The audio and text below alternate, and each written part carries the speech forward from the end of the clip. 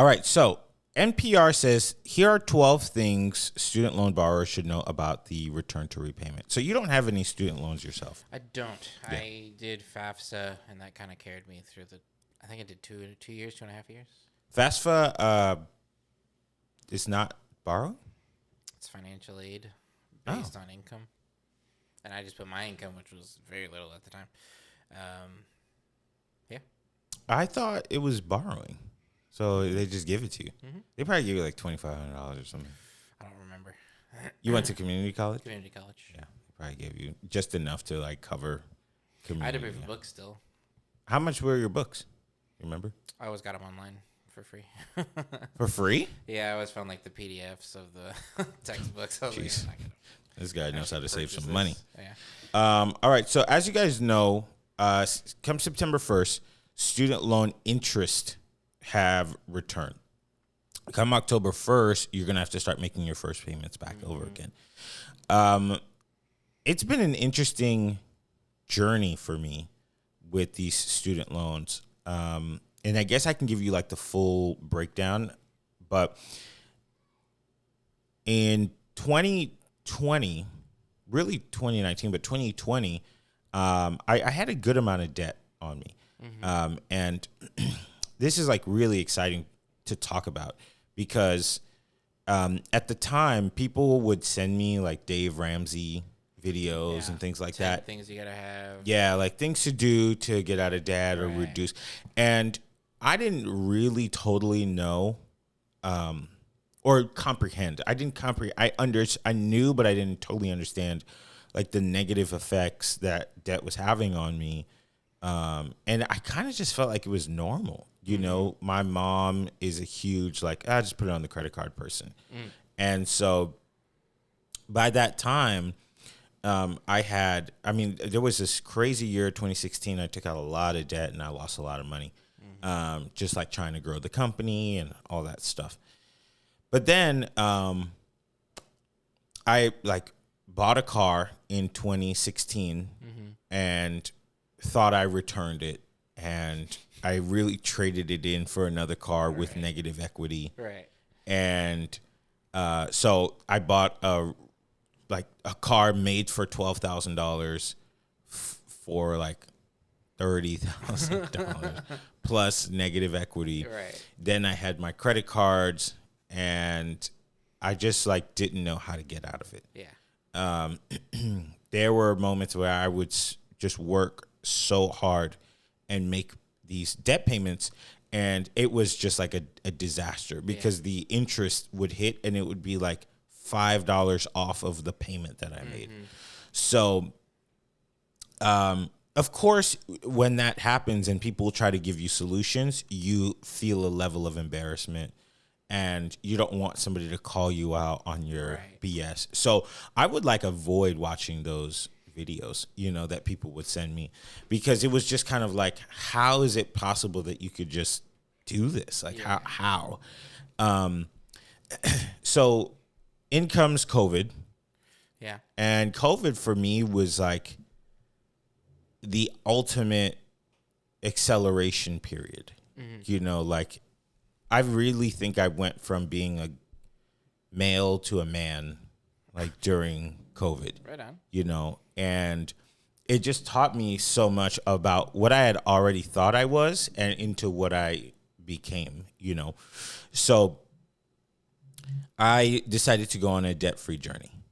And come 2021, I was like, I'm going to seriously do this. So I had 4 credit cards, a Chase, a Barclay, what are those like pay as you go? Yeah, like what is it load called? It up and then you don't load it up, but like you buy stuff on it and then you could pay like 4 payments. Oh. Like Klarna. Okay. Klarna. I had a Klarna and then I had a Citibank card. Okay. And some of the cards were maxed because I would do like balance transfers. Yeah. From like Chase card to the other card. Yep. And then like, now that's full up. Now I got to get another card to do a balance transfer for that. Right. So it's this like revolving door of just like Right. more debt and more debt. And parts of it was also just because I wasn't making enough money. You know, there's this like income problem. Right. But you learn over time that you don't just have a real income problem. Sometimes it takes time to learn a skill that people are going to like adequately pay you for. Right. So first and foremost, I was like, I need to get out of credit card debt. So with COVID, I wasn't able to film or like run the business the way that I had normally wanted to. So I was just literally finding any way, whether it was working at the marketing company or teaching or side gigs or whatever, but I was throwing everything towards my my credit card debt. And so when it was all said and done, I think I had somewhere around like $37,000 in credit card debt. And I remember when I made my final payment, I would pay like huge chunks at a time, like $4,000, $2,000. When the unemployment was there, you know, we had the like $1,000 a week. I was just like, take $800, like take everything. And the journey, like, I don't know if you've ever been on something like that where you just feel so exposed, but you're so incredibly motivated that the journey is actually more powerful than the destination. Because I remember making my final credit card payment and then thinking I'm going to feel this incredible sense of victory, and I didn't. I kind of just made the payment, and then I was just kind of like, oh. Yeah, that's it. Huh. I don't feel any different. But then the car. Yeah. So then now I mean, this was insane. I didn't even pay attention to this. But I bought my car. I bought a car in 2015. The bottom fell out. So a year later, it was a used car. It was only a year old, but the bottom fell out. And so I drove it to the dealership, said, here's the car back. I'm going to Toyota. I'm getting the car I really want. They said, no, we'll give you a brand new car, no down payment. I'm like, oh, must be because I have great credit. Yes, you have great credit. Here, take whatever car you want. We're going to give you the payment you want, and it's going to be great. We're going to do lease to own. And I was like, I don't know what that means. So sure, as long as I can do the monthly payment, I can afford it. Well, that monthly payment, like the lease monthly payment was fine. As far as like affordability goes, it was like $200 or $229 or something. But then when they switched it over to the own, it was like $560, you know, and then that's when I was going through my debt-free journey that I realized that I went 3 years paying on the car, and those payments meant nothing, like absolutely nothing. So I had thrown $20,000 or so away, and then I still owed $17,000 on the car. But then I found out I had negative equity from the old car that got lumped into the new car because they were like, don't worry about it. It's just this old thing. Like, not going to say they took advantage of me. They just understood that I just did not know what they were even talking about. I was just like, I just need a car that I can afford the monthly payment for. So now my mind is like, how quickly can I pay this car off? And so I'm like doing the double payments, the $600, you know, $1,000 until I get to Vegas and you're there with me. And, we're at a red light and somebody like smashes into the back of the car going 70. And it was like the best night of my life. So I was like, baby. Yeah. Oh man. I was so happy. I got out of the car like after we were okay. Man, I didn't even know what my status was. I just knew the car was totaled. And I was like, whatever my physical being is right now, I'm gonna be okay.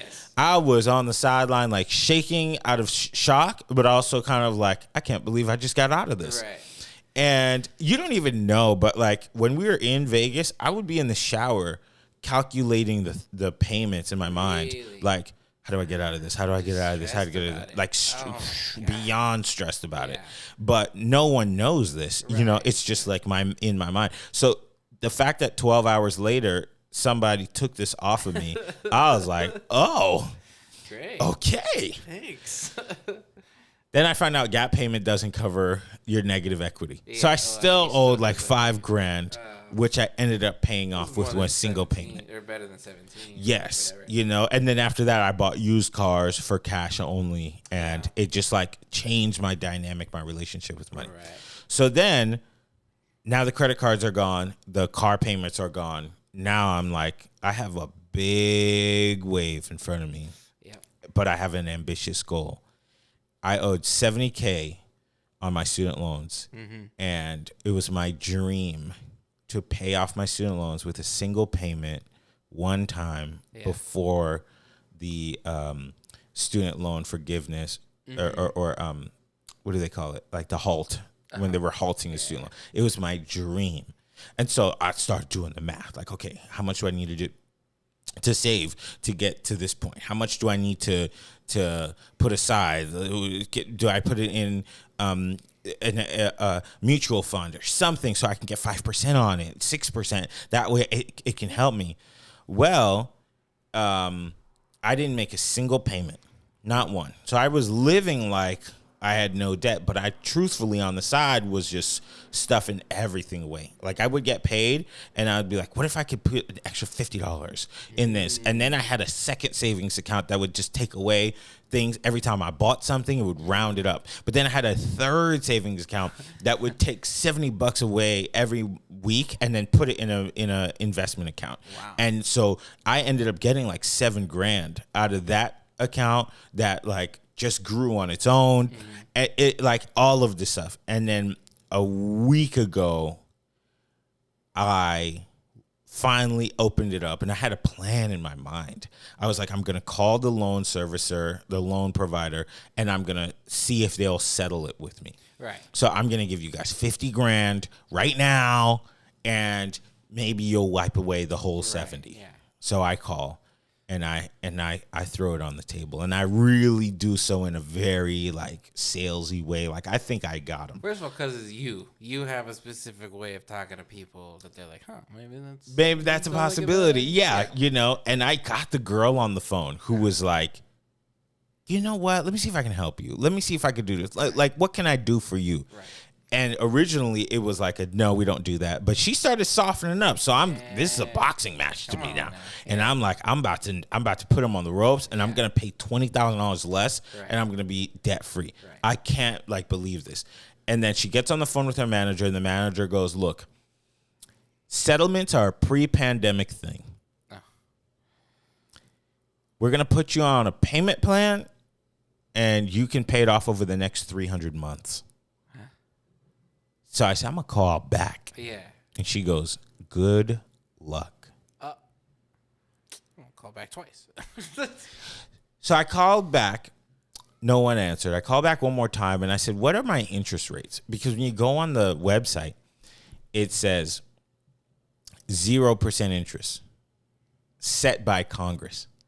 So I say, what are my interest rate? And their response triggered what happened next. She goes, your interest rates, you'll find out in September. I'm like, oh, these people are playing with my money. Yeah. They're just like, oh, you'll figure it out. Like, whatever we give you, you have to pay for that. Same thing when they were talking about the negative equity. It's fine. It's fine. Cool. Like, but figure it out. I've been through too much now for you to just be like, it is what it is.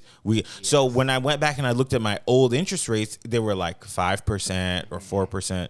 So I was like, knowing that everything is up now since the student loans were paused in 2020, there's no way I'm going to still have a 4% interest rate. They're probably going to jack it up to like 8%. And then now I'm like really screwed. So I said, what if I really made a case for saying, like, I have only $50,000 in the bank right now. I'll give you every penny. And they were not budging. But the girl who was like the non-manager, she was like, let's just do it. Come on, come on. You know, and her manager's like, payment plan. So I was like, I'll give you 60,000. She goes, I thought you only had 50,000 in your bank account. Listen. So I was like, shut up. Yeah, I found some under the couch. Okay, I was like, I can find a way to get $10,000, and she was like, no. You know, you can make. Then she proposed like you can pay the principal, and then we'll take off the interest. I was like, let's do that. No, and so I finally said, you know what, this is like a hell of a game to play, and I don't want to play it anymore. I got lucky with the car situation, which I ended up kind of spending that money anyways because I bought 2 used cars that were $6,600 each. Right, yeah. So I'm a big thinker. It takes me a long time to think about things, but then when I decide to do it, it takes me no time to do it. Mm-hmm. So I thought about it and thought about it and thought about it until one day I got up, pulled out my debit card, and just paid off all of my student loans. You did the full 70? The full thing. Wow. All gone. And officially, after 2 years of scheming and planning and working and sacrificing, I'm like officially debt free. You have no debt. None. There you go, man. Isn't that nuts? That's crazy. How do you feel? Do you feel like man. I mean, I go back and I look at my student loan thing every day. Yeah. Like I'm looking at it in awe. You know, I'm like, like that was my dream 2 years ago. Yeah. And I mean, I got there by the skin of my teeth. Still, you know, I had to put things together and whatever. But like, it is a greater feeling than when I paid off the credit cards, you know, because that was like, oh, you know, and then the car thing was like, what a surprise, you know. But this right here is like a whole different feeling that I don't even think is completely processed yet, because it's the thing that has brought the most levels of stress. Yeah. And like, I've thought about all the things that I've avoided doing to stay in LA, to, you know, pursue my dreams and my career and things of that nature. Living in a place that most people would be like, I wouldn't live there, you know, or like having roommates, or not living that like flamboyant LA lifestyle. But I've always just been like, let me just keep my expenses low, because there is going to come a day when I'm going to take this really seriously, and it's going to mean something for the rest of my life. Right. And now, like, I look at my credit report to just see, because the last thing on there is the $70,139 from the student loans. And I'm just waiting for it to just be like, you don't owe anything. Right. And it's like so incredible. That's awesome. So I tell this story, and I know it's long-winded, but I told this story because not only do I feel like I owe more than the average person, I think the average person owes somewhere around $35,000 in student loans. Right. I really, 2019, 2020, I did not believe I could even get to that point, you know. And there's parts of it that hurts, you know, because you're taking $70,000 and just throwing it over there. Yeah. But I do believe that when you do it, it empowers you in so many ways. You, first of all, don't know what you can and what you can't do. And number two, you don't really realize how much you'll learn going on this journey, because it teaches you about your abilities to stretch yourself to hit your goals. That's dope. You know what I mean? Like, I became an ultimately better performer at work, and a better business person, and a better like self-manager, because now I'm like, I need all these things to be in place for me to feel like, or for me to actually be in a good position in life. Now, I know some people are going to watch this and they're going to feel like, oh, you could have invested that money and you could have done this and you could have, but you know what? I have tried to play that game of like living like double life, you know, a little bit of debt, a little bit of this, a little bit. And I just don't want to, you know? So for everybody who's out there who's a little fearful of what's going to happen, especially if this is your first go around with paying student loans off, just know that if you do really have the desire to do so, it will happen. That's number one. Number two, even if it seems like it's a lot of money, don't put yourself in a position where it's secondary to everything else in your life. There's a report that came out that said that 99% of people who had their student loans paused in the last 3 years actually accrued more debt. So they bought a car, or they bought a house, or they because they think, oh, this is my money now. Yeah, exactly. And then they're like, oh, it's going to be forgiven or whatever. And then it ended up not being forgiven. And I do know that there's some people whose loans have been forgiven. But the vast majority of people are, come October 1st, you're going to start paying those things back. So if I were you, I would avoid buying things you know you can't afford.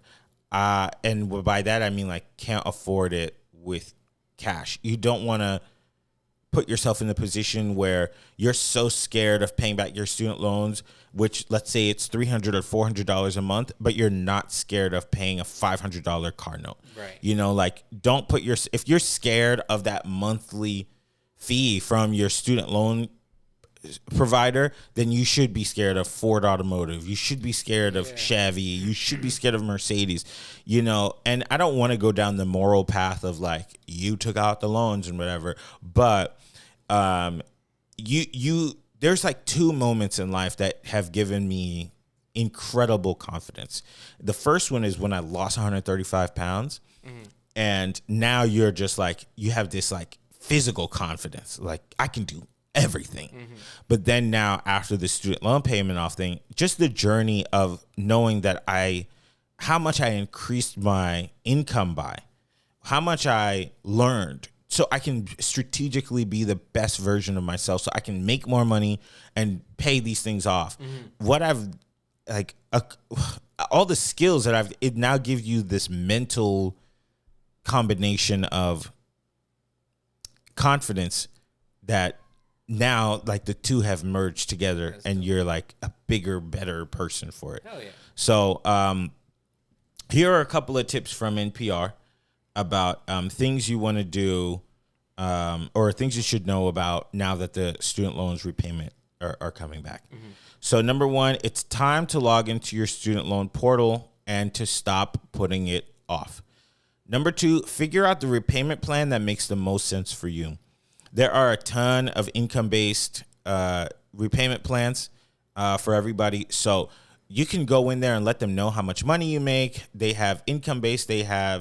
There's so many different types. Right. You can go in there and you can find something that works for you. But also, just remember, if it works for you in the short term, it's probably working against you in the long term. So if they're like, oh, yeah, you can make $30 payments, they're just going to want you to make $30 payments forever. You know, so just consider that. And the amount of interest that you pay on these loans is just insane. Next, find out what your repayment goal is. Like I said, the lady on the phone told me that I can pay these loans off in the next 300 months. Right.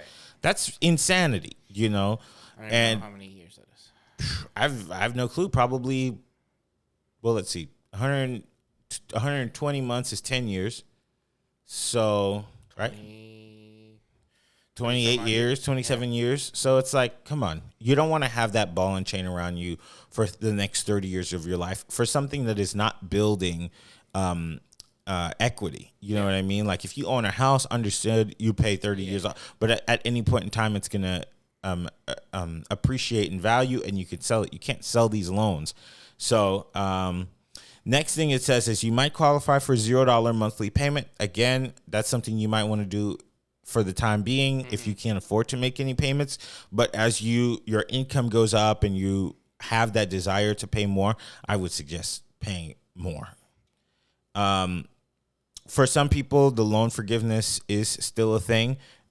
You would have to apply for it, but there's like a Biden's big loan relief plan. Again,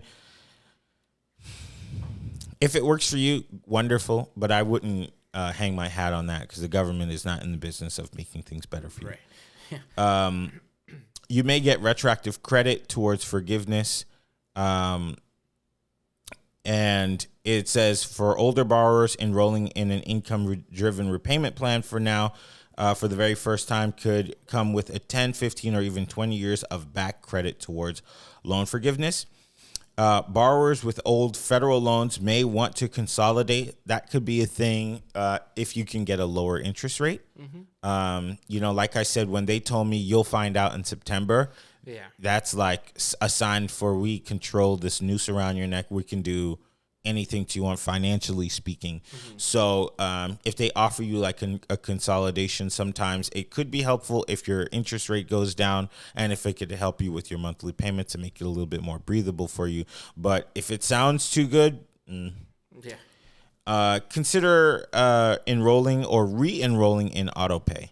So that's something that's important for a lot of people because people are more irresponsible than they sometimes feel like they are.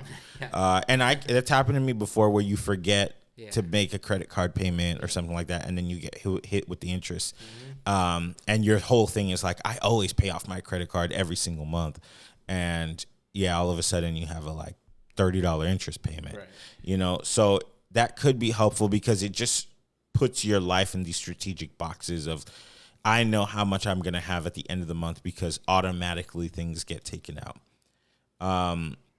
There's an on-ramp for all of it. So it says for the next year, the Biden administration is trying to ease borrowers into repayment by not reporting them to the credit agencies if payments are late or missed altogether. You don't want to be a part of that. Avoid default. So I know some people have a plan of getting close to defaulting on the loan so that they can get a settlement. It does mess with your credit. It is a strategy that I've heard a lot of people do. I remember when we worked at the mall, somebody did like close to default on their loan and they paid like 40% of the loan and they wiped it off clean. Wow. But it does really mess with your credit. Wow. They have the Fresh Start program. So if you're already in default, they're giving you the option to start all over again. And then don't wait until the very last minute because your loan servicer may be understaffed, just like everybody else. Right. The next thing that I would tell you to do is if you know that you have limited income or you don't have the time to do a side gig or anything like that, you should really try to make a budget. I didn't really operate on a budget just because I kind of did it in my head because my expenses are so low. I just have rent and food, so I didn't really have like a bunch of things. So I just knew like, so long as I have, $1,000 a month, I'm gonna survive, or like really $1,100 to pay for gas or whatever. But if you know that you have your phone bill and you have rent and you have this and you have that, like you definitely want to try and make a budget so you're aware that if you can look at it on paper, okay, with my current income, it's going to take me 16 months to pay this loan off. Then that might put a fire under you where you're like, how can I get 16 months to be 8 months? And then now you're going to start, changing your mindset around to how can I get more money so I can pay this thing off in 8 months? But ultimately, it is a scary thing, and I wanted to talk about it because I just have this like firsthand experience with it, and it's really meaningful to me because I think it's probably the most significant thing that I've done in my adult life in recent years. And the moment that I got onto this debt-free journey, it's been nothing but like incredible revelation after incredible revelation, and it's just been good for me all the way around. So I want to thank me, for putting in the work, but I also want to shout out to the whole Dave Ramsey team. I did not do FPU. I didn't do any of that stuff, but I just listened to their videos every day, sometimes all day long. And it like came in, like it was all in my mind and it was all that I can think of. So now the real struggle is what's next. So we'll see. That's dope, man. That's awesome. Congrats. Yeah.